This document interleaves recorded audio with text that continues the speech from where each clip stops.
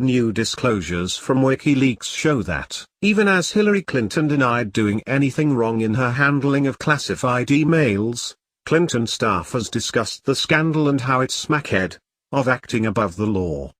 Far from the unified front presented to the public, the recently leaked emails show that staffers believed that Clinton was not being honest about her handling of classified information over her private, unsecured email server. The email exchange, dated June 22, 2015, actually begins with a forwarded message from the previous day. It is clear that Clinton's staff had not learned the lesson that sometimes email is not a secure form of communication. The email discusses, in very candid terms, the problems with the Clinton narrative and highlights the gaping holes in Hillary's story that she didn't do anything wrong and that if she did, it was an honest mistake. The email was written by Eric Rottenberg, an attorney with tremendous experience in matters related to the intersection of technology and law. In June 2016, she joined the board of directors of Twilio. In the announcement of her appointment, the company wrote, Ms. Rottenberg brings extensive experience as a global operational technology executive and general counsel at leading, fast-growing, disruptive technology companies with global scale. She brings over 15 years of experience in the boardroom and the executive suite, with additional expertise in privacy, cybersecurity, intellectual property, M&A and corporate governance. Erica has vast experience at the intersection of technology and policy.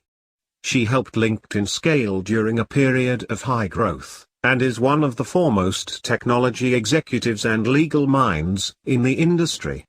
She truly embodies our core Twilio values of empowering others and leaving teams as legacies, said Jeff Lawson, Twilio's chairman, CEO and co-founder.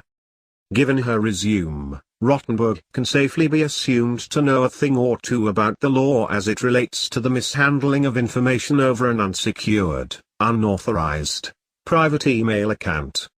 She wrote to Stephanie Hannon, who is the chief technical officer of the Clinton campaign, and Anne O'Leary, who serves as a senior policy advisor for the campaign. Spelling, capitalization, and punctuation are from the original.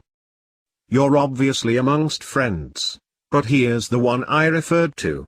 Can't remember which of you I talked about it with, if not both. It's from someone that wasn't going to come, and I encouraged him to come.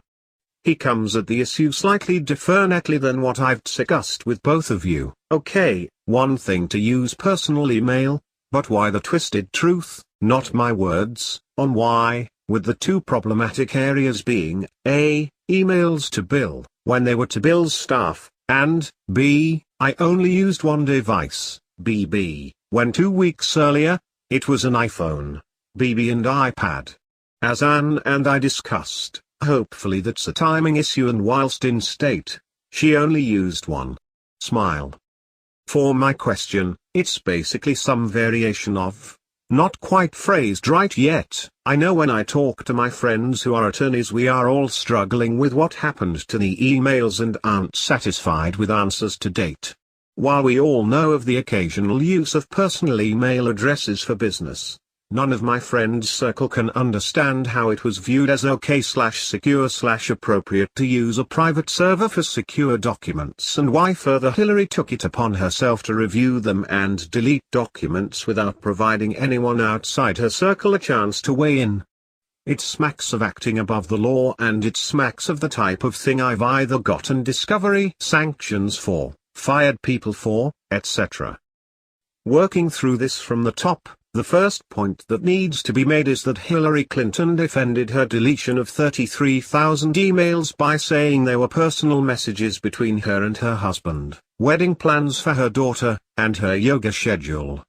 Her claim was that the private nature of the emails was at stake. But it turns out, the emails to her husband were actually to Bill's staff, according to Rottenberg.